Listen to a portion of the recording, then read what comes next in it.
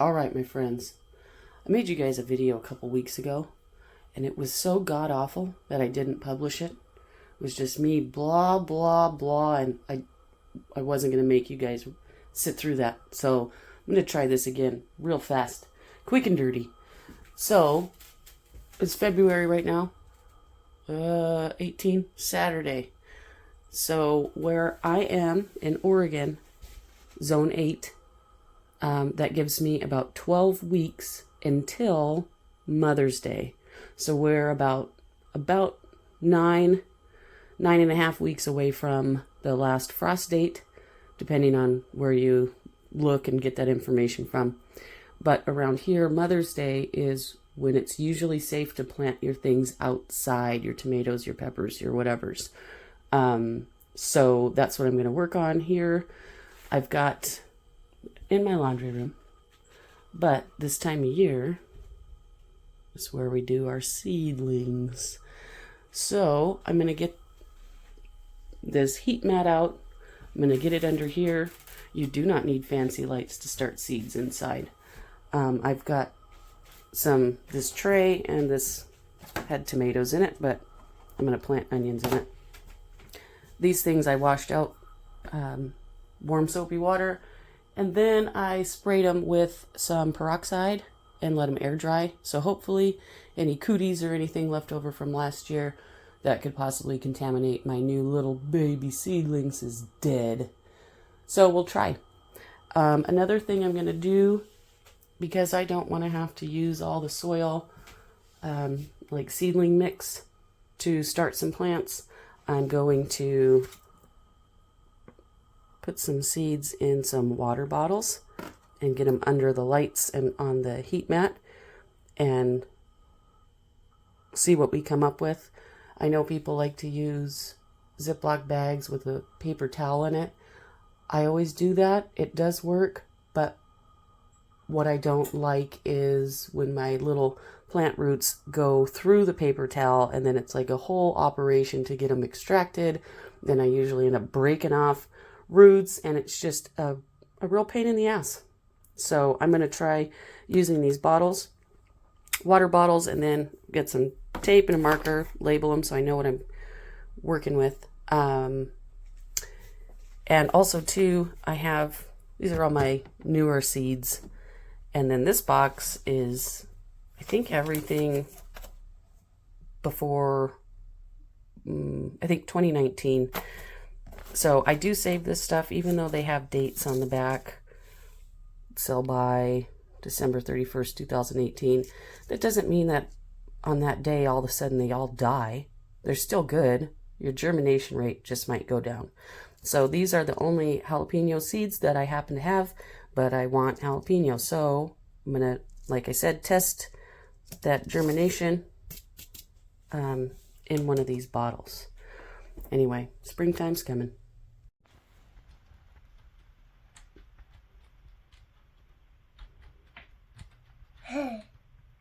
You're a good gardener.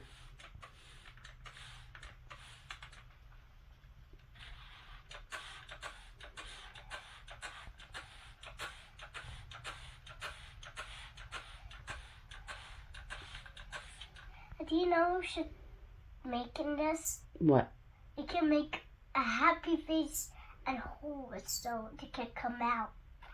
They'll make their own holes, but that's a pretty good idea. So now we've got some onions, a couple Walla Wallas, and some bunching onions, green onions. And we put this little lid on these guys and get them up here on the shelf. And then I could only find 2 water bottles with lids, so I think I need to go drink some water. It's our delicious tomatoes. They're in there, either drowning or growing, I don't know. Sprayed a little bit of water in there. And same thing with some jalapeno seeds. So we'll see what happens. I got their heat mat out, and that will help them to germinate. So I've got all this space. I can bring that light down later on. All this space up here for germinating, and then this side where I'm going to put the onions, I did not put the heat mat under it. I don't think onions would appreciate that. And there's some other things I want to start that do not require a heat mat for germination. So they'll go over on this side, obviously.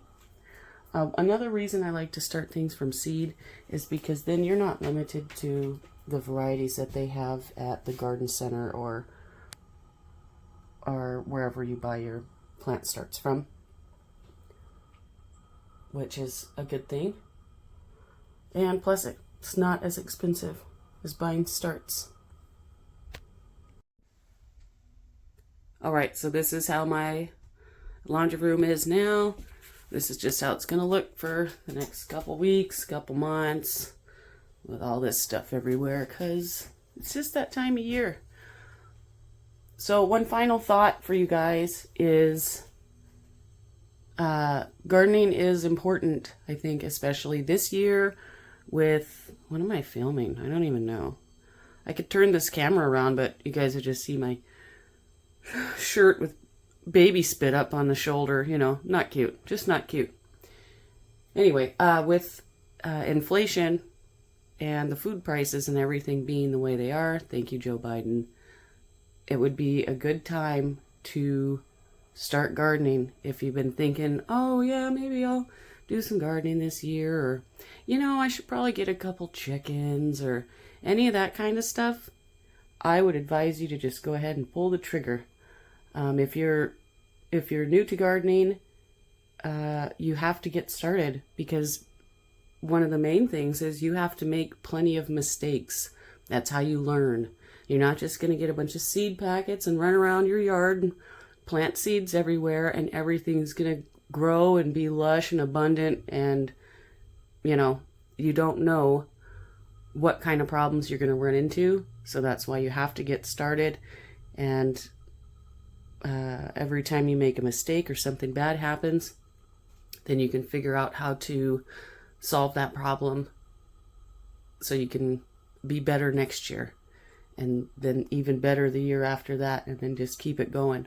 Also too, anything extra you can do, like get a fruit tree or something like that, that's more set it and forget it. That might be a good thing to try too, depending on if you have space or area to do all that. Anyway, just trying to get you guys motivated to start gardening. So best of luck, everybody. Springtime's coming. It's coming up quick. So you better get your plans started, figuring out what you want to do, what you want to grow, which actually is my next point. I'm not going to dick around this year with things that I know I'm not going to eat in the garden. I'm the worst when it comes to just, you know, planting like one of everything because I think their flowers are pretty. Okra. I don't eat okra. But I waste that much space in my garden by growing it. So I'm not doing that this year. This year I'm just planting the things that I know I need to eat and that I will eat. So, okay, got interrupted, sorry. So what I was saying, one of the best ways to keep track of what you should probably be growing in your garden is maybe keep a little notepad or something in your kitchen, and as you're cooking, anytime you're using produce, write down what it is that you're using. For me, that's going to be like onions, carrots. I'm going to try and grow celery this year because I use celery a lot. Also too, some of the more expensive things like herbs and stuff. Start a little herb bed if you have space. Or if there are things that when you're eating, you think, oh, this would be good with whatever, fill in the blank in it. If that's a vegetable, then maybe it's something that you should be growing. And for me, that comes back to herbs. I'm going to grow some basil this year, a lot. And I'm going to eat it all. It's going to be delicious. Anyway, all right, just trying to give you guys some things to think about, a little bit of inspiration to get started. Also, too, I haven't made a video in a while, so I need to make some more videos, and I will now that it's springtime and we got a lot to do, a lot to plant, lots of seeds to start. And also there's, you know, a little friendly competition coming up here on the old YouTubes, you know. Who's John? I don't know. Who's John? You guys know? Anyway, if you know, you know. So, yeah. All right, I will put up another video in a couple of days, and we will see how these little experiments are coming along. It's getting hot in here. That heat mat, I gotta get out of here. Anyway, thanks for spending the time. We'll talk to you guys later. Bye.